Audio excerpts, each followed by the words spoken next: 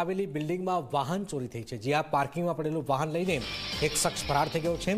વાહનની ડેકીમાં 25 લાખ રૂપિયા પડ્યા હતા। એક્ટિવાની સાથે સાથે 25 લાખ રૂપિયા પણ ગાયબ છે।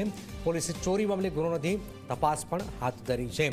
પાર્કિંગમાં પડેલું વાહન લઈને એક શખ્સ ફરાર થાય છે। આપ જોઈ રહ્યા છો 25 લાખ રૂપિયા આ ડિક્કીની અંદર પડ્યા હતા।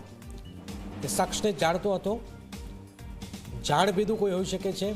પોલીસે આ ચોરી મામલે ગુનો નોંધી તપાસ પણ હાથ ધરી છે। એક્ટિવા સાથે 25 લાખ રૂપિયા પણ ગાયબ થઈ ગયા છે। ઉદય રંજન અમારી સાથે જોડાઈ ગયા છે। ઉદય, આ શખ્સ કોણ છે, કોઈ જાણકારી? જનક, જો વાત કરવામાં આવે તો આખો બનાવ જે સામે આવ્યો છે એક્ટિવા ચોરીનો બનાવ સામે આવ્યો છે ને એક્ટિવા ચોરી જે છે એની ડેકી હતી, ડેકીની અંદર બીજા 25 લાખ રૂપિયા હતા।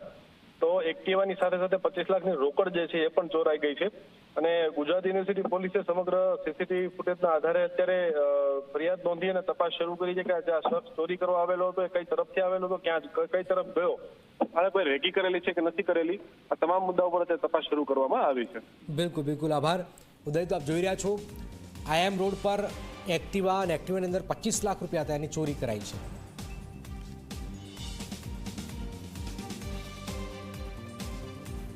સુરતમાં મહિલા